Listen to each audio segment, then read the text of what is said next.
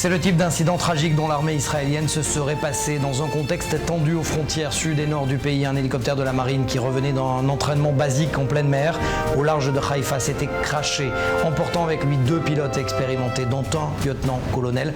Plus de 17 ans de vol. Une mort presque certaine pour les uns et un instinct de survie presque surnaturel pour le seul rescapé, capable, avec une colonne vertébrale fracturée, d'essayer de sauver ses frères d'armes sans succès, d'appeler sa base pour prévenir le crash et nager jusqu'à la rive avant d'être repêché.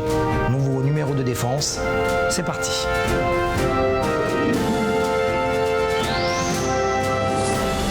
48 heures après le crash de l'hélicoptère militaire de la marine israélienne, l'heure est donc toujours au choc, mais également à l'enquête pour comprendre ce qui a bien pu se passer. Comment le moteur gauche de l'appareil a pris feu, comment le système électrique n'a plus fonctionné, comment les 2 pilotes aussi expérimentés n'ont pas pu ou su s'extraire du cockpit. On retrouve sur les lieux du crash Océane Nicole. Tout à fait, Mathias, l'heure est au choc. Donc après cet accident mortel d'hélicoptère, vous voyez derrière moi qu'il y a donc plusieurs soldats de la marine israélienne qui sont toujours en train d'essayer de chercher le moindre indice qui pourrait essayer de comprendre, de faire en sorte de comprendre ce qu'il s'est passé donc dans la soirée lundi soir avec cet hélicoptère de l'armée israélienne qui s'est donc crashé donc en large des côtes de Haïfa. Vous le voyez, donc tout est au moindre détail. Ils sont en train de rechercher tout indice, tout ce qui pourrait donc aider à cette enquête ouverte. Et on parle justement de cet hélicoptère Atalef, Mathias, puisqu'il pose un petit peu problème. Ils avaient été produits en 1984 en Europe et ils étaient arrivés ici en 1996 en Israël. C'est donc la date de l'utilisation, ce qui fait donc plusieurs années, plus de 25 ans presque. Ils étaient donc jugés un petit peu vieux. C'est pourquoi il y a quelques jours à peine, Israël avait justement passé une commande auprès des États-Unis pour acheter notamment 12 hélicoptères afin de remplacer ces hélicoptères Atalef. Donc on en saura évidemment plus sur les circonstances de cet accident qui a donc eu lieu lundi soir ici au large de Haïfa, puisqu'on sait qu'une enquête a été ouverte. En tout cas pour l'instant, le commandant de l'armée de l'air a d'ores et déjà suspendu tout exercice de ces hélicoptères Atalef ici de la part de l'armée israélienne. Merci Océane, et j'accueille sur ce plateau l'ancien général de la marine israélienne, Eliezer Cheini Marom. Merci d'être avec nous. D'abord, est-ce que vous êtes surpris d'un tel crash d'un hélicoptère qui est pourtant donné comme fiable? J'ai été très surpris de cet accident.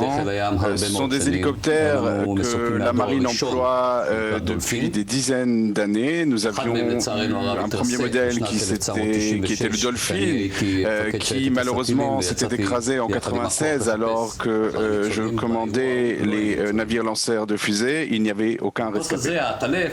Mais cet hélicoptère, l'Atalef,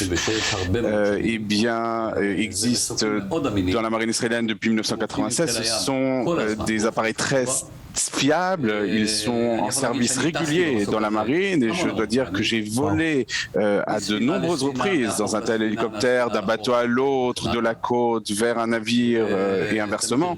Et j'ai toujours eu un sentiment de sécurité dans cet hélicoptère et j'ai toujours eu confiance dans la capacité des pilotes et donc j'ai effectivement été très surpris.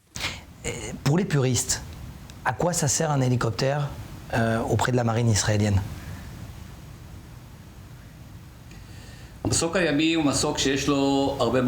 L'hélicoptère marin a beaucoup de capteurs, se trouve à bord du navire et lorsque le navire arrive dans la zone de combat, on fait décoller l'hélicoptère, il se dirige en direction de l'ennemi avec ses capteurs, il peut découvrir au-delà de l'horizon, voir où se trouve le navire ennemi, il en informe les navires qui se trouvent derrière et ces navires ont des missiles à longue portée qui peuvent viser les navires qui sont, comme on appelle, au-delà de l'horizon.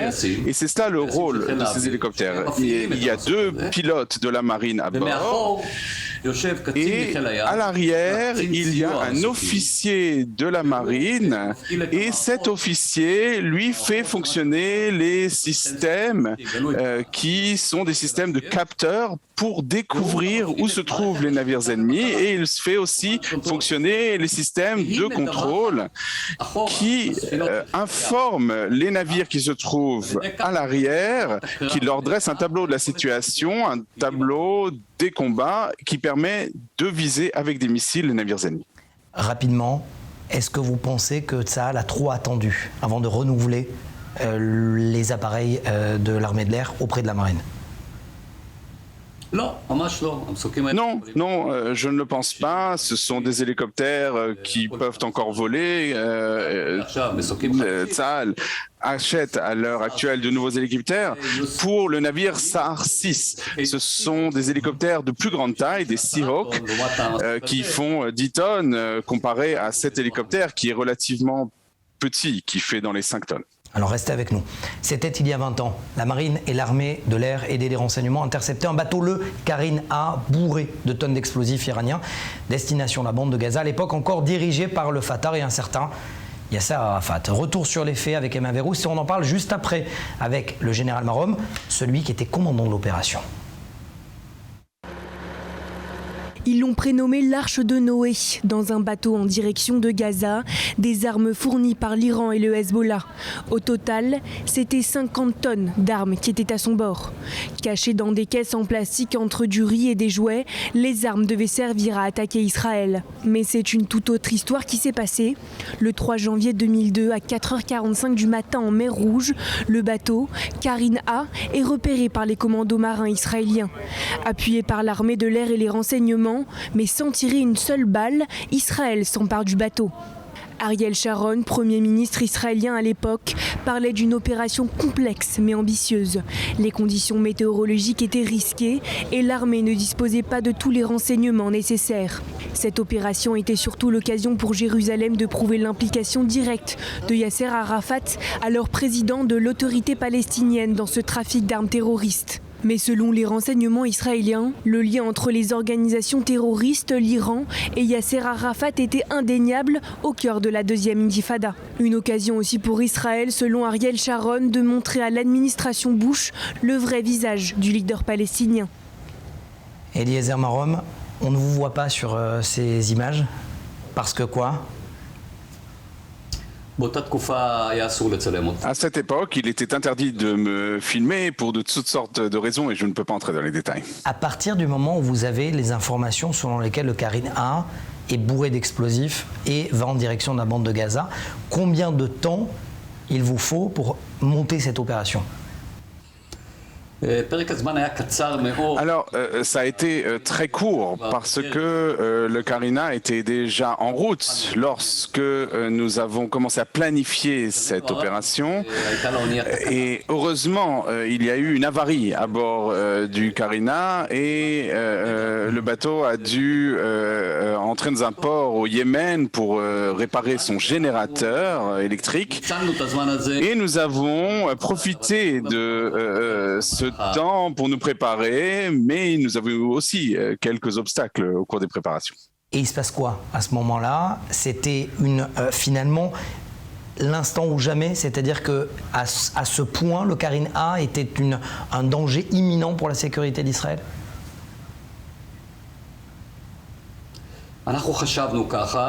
Nous le pensions en tout cas, et je n'étais pas le seul. Le chef d'état-major Shaul Mofaz pensait la même chose, ainsi que tous les officiers supérieurs de Tsahal, et nous avons décidé d'agir. En fin de compte, le chef d'état-major a décidé que nous opérerions en mer Rouge et pas dans la mer Méditerranée, et nous avions décidé d'utiliser de petits navires parce que c'est ce que nous avions à la base marine d'Elat. Après nous être retirés de Sharm el-Sheikh en 1981, il ne nous est resté que des navires de petite taille dans le port d'Elat. Nous avons fait venir les commandos marines, les commandos 13 vers Elat, et nous avons décidé que cela se ferait à 120 000 environ d'Elat, près de Sharm el-Sheikh. Et ce qui s'est passé à ce moment-là, c'est que les prévisions météorologiques nous ont fait savoir que au moment même où nous voulions prendre le contrôle du navire, il y aurait une tempête. Et nous avons décidé que le seul moyen, c'est de prendre la direction du navire dans la mer Rouge, d'aller à 150 000 de plus et donc environ à 500 km d'Eilat. C'est-à-dire qu'en fait, on a augmenté la distance, on a doublé la distance pour parvenir à ce navire. Le problème, c'est le carburant. Nous n'avions pas assez de carburant pour y arriver, donc on a improvisé, on a mis des barils de carburant à bord des petits navires et on avait un remorqueur du port d'Eilat qu'on a transformé en bateau réservoir et on a fait un calcul et on est parvenu à la conclusion qu'on arriverait au navire avant la tempête, en pleine mer Rouge, mais avec les dernières gouttes de carburant. Les dernières gouttes de carburant nous permettraient de rentrer à Eilat. C'est une histoire, c'est un roman fou. Il me reste quelques secondes pour vous dire que si ce bateau a été arraisonné, combien d'autres ont réussi à passer entre les mailles du filet ?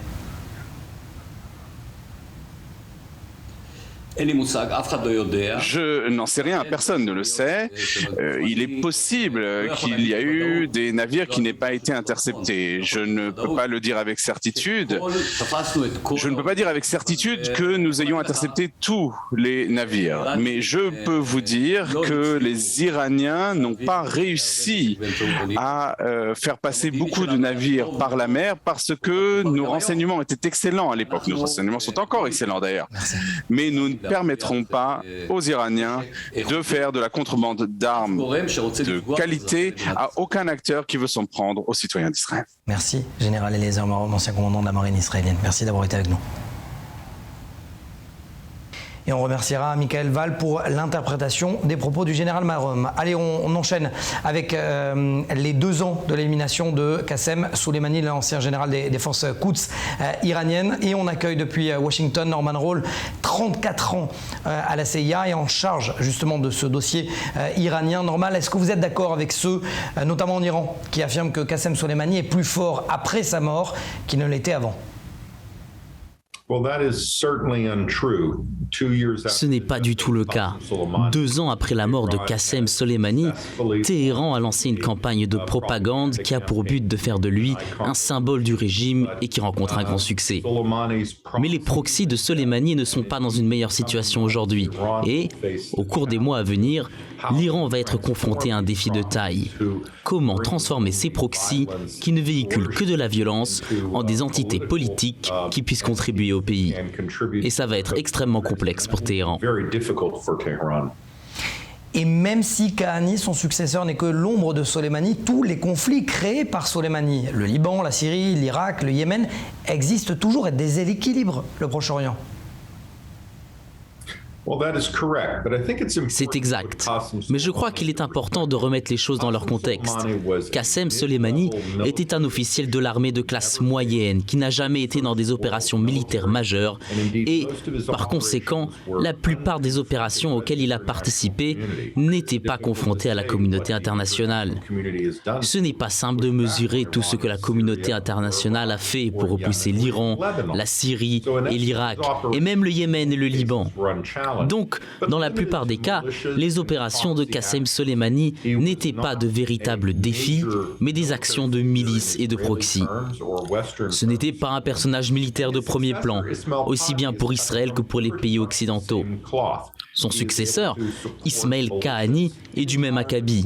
Il est capable de soutenir des milices dans des situations où ils ne sont pas face à des acteurs internationaux et il peut parvenir à la victoire par la violence.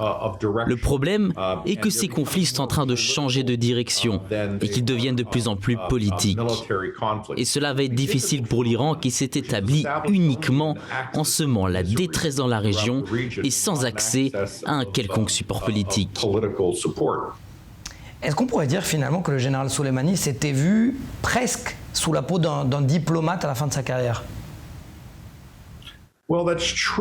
C'est vrai, mais une fois encore, il faut mettre les choses en perspective. Qassem Soleimani pouvait honorer des engagements politiques dans la région uniquement parce que la communauté internationale le lui permettait. C'était un terroriste à plusieurs égards, mais un terroriste en uniforme. Et parce que nous, les Occidentaux, nous n'attaquons pas les individus en uniforme jusqu'à ce que le gouvernement Trump ne change cela. L'Iran a pu construire un personnage politique qui ne soit menacé par aucun danger. Et c'est de là que venait son pouvoir. Donc, la leçon qu'il faut en tirer, c'est que pour éviter qu'Ismaël Kahani ne devienne un deuxième Qassem Soleimani, il faut imposer de véritables contraintes pour qu'il ne puisse pas faire tout ce qu'il veut et tuer tous les gens qu'il veut pour renforcer son influence politique. Est-ce que vous êtes en train de dire finalement d'autres termes que Ismaël Kahani doit être dans le viseur des chasseurs, quel qu'il soit ? Non, mais à moins que Téhéran et les forces d'Al-Quds ne se rendent compte que de véritables contraintes pèsent sur leurs activités, nous ne devons pas nous étonner qu'ils repoussent les limites des normes internationales et que l'Iran essaye de créer un nouveau Qassem Soleimani dans la région. Norman Röhl, vous dites aussi que la diplomatie est importante, mais sans coercition, elle ne fonctionne pas. Est-ce qu'en clair, finalement, le programme balistique iranien utilisé par Qassem Soleimani pour déséquilibrer le Proche-Orient doit être neutralisé ou détruit, tout simplement ? Je crois que la communauté internationale doit s'unir autour d'un objectif commun pour 2022, neutraliser les forces d'Al-Quds dans la région et dans le monde. L'Iran a le droit de se doter de missiles balistiques dans une optique défensive. Mais aujourd'hui, ce programme est devenu un outil offensif. Et c'est grâce aux forces d'Al-Quds que cet outil défensif prolifère de manière démentielle dans toute la région et le monde entier. Tant que nous n'aurons pas officialisé le fait que les forces d'Al-Quds représentent une menace majeure pour la sécurité internationale, les activités iraniennes continueront à déstabiliser l'équilibre régional et mondial, et la menace d'une guerre en bonne et due forme que nous souhaitons tous éviter restera très plausible. Norman Röhl, 34 ans passés à la CIA et en charge du dossier iranien justement. Merci d'avoir répondu à nos questions. Merci beaucoup. Focus cette semaine également sur la division commando de l'armée de terre israélienne qui s'est entraînée à des scénarios de guerre. Ces soldats d'élite nous ont ouvert leurs portes. Immersion avec Océane Nicole. Ces soldats s'apprêtent à entrer en territoire hostile. Ils se dirigent tout droit vers un ennemi qui n'a qu'un seul but, nuire à l'État d'Israël et à ses citoyens. Une incursion qui pourrait durer plusieurs heures, plusieurs jours, voire même plusieurs semaines, avant d'arriver à neutraliser complètement l'ennemi. C'est l'objectif de cet exercice de la division commando de Tsahal, s'entraîner dans une opération terrestre. Et tous les scénarios sont envisagés, même des conditions météorologiques particulièrement complexes. Cette semaine, nous avons réalisé un exercice de la division commando qui comprend nos 3 unités. L'exercice représente le scénario d'une incursion profonde en territoire ennemi. L'exercice a été fait dans des conditions assez difficiles, avec des conditions météorologiques différentes à notre pays. Nous avons mené l'exercice afin d'être prêts pour tout scénario, car nous combattons aussi sous la pluie. Des dizaines de soldats d'élite participent à l'entraînement. Sur ces scènes rares que nous avons pu suivre, ces soldats sont en action. Dans leur viseur, des cibles ennemies qu'il faut éliminer. Nos combattants sont bien entraînés pour porter des poids lourds. Nous avons des unités spécialisées dans l'incursion qui se faufilent sans être repérées. Il y a d'autres unités spécialisées dans la guerre urbaine et d'autres spécialisées dans les frappes. La combinaison des 3 nous permet de faire beaucoup. Nos combattants savent se déplacer de manière silencieuse, tout en portant de l'équipement lourd et avec l'uniforme sans être détectés par l'ennemi. Nous nous sommes entraînés afin d'être prêts à tout scénario. Nous pouvons opérer dans les airs ou au sol, de près ou de loin. La difficulté de cet exercice, cibler uniquement l'ennemi, éviter ainsi de toucher des civils. Problème, le Hamas et le Hezbollah opèrent volontairement en milieu urbain afin de rompre les règles de combat. Tsahal doit donc privilégier les frappes chirurgicales. Le Hamas et le Hezbollah utilisent des civils comme des boucliers humains. Notre intelligence et capacité aérienne ainsi que la précision et le contrôle constant de chaque cible nous aident à atteindre nos objectifs de manière la plus chirurgicale possible. Nous avertissons aussi les citoyens lorsque nous allons mener une frappe afin qu'ils puissent s'éloigner de la zone. Des entraînements effectués de jour comme de nuit et tout le matériel nécessaire est utilisé et mis à contribution pour contrer l'ennemi. Au sol, ces combattants utilisent des moyens technologiques de pointe. La nouveauté ici, ces soldats d'élite sont connectés au même moment avec tous les corps d'armes air, mer mais aussi cyber. Nous avons de très bonnes capacités en ce qui concerne la précision de nos munitions et une intelligence de qualité qui nous permettent d'opérer de façon plus chirurgicale et éviter de frapper des civils. Cela nous permet aussi d'opérer contre l'ennemi uniquement quand nous sommes sûrs que l'ennemi est en face. Nous avons amélioré notre intelligence, notre armement et notre précision. Notre main-d'œuvre reste de très haute qualité comme toujours. L'ennemi s'appelle le Hamas dans la bande de Gaza, le Hezbollah au Liban et en Syrie, mais aussi l'Iran. Ces dernières semaines, Tsahal a multiplié les exercices pour être capable d'agir et empêcher Téhéran de se doter de l'arme nucléaire.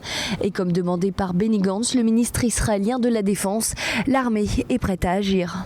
Nous nous entraînons pour une opération pour le moment où ce sera nécessaire. Nous saurons être prêts quand le gouvernement décidera que nous devons agir. Nous sommes prêts pour tout scénario possible dans le territoire ennemi. Si nous agissons contre l'Iran ou non, ce sera au gouvernement de décider, pas à nous. En attendant l'ordre, Tsahal poursuit ses entraînements jusqu'au moment où peut-être il sera temps d'agir pour l'armée israélienne. Dernier invité justement de la rédaction de cette émission Défense, commandant B, pour des raisons de sécurité, on ne peut pas dire ni votre nom, ni montrer votre visage. Vous êtes officier de la 98e division des parachutistes. Est-ce que vous pouvez d'abord nous expliquer votre rôle sur le terrain en ce qui concerne justement votre division ?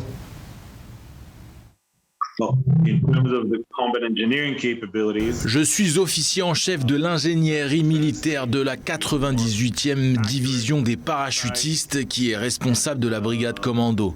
Je suis responsable de tous les aspects de l'ingénierie militaire dans son intégralité pour toute la division. Et au niveau technique, quelles sont les leçons qui ont été retenues du passé ?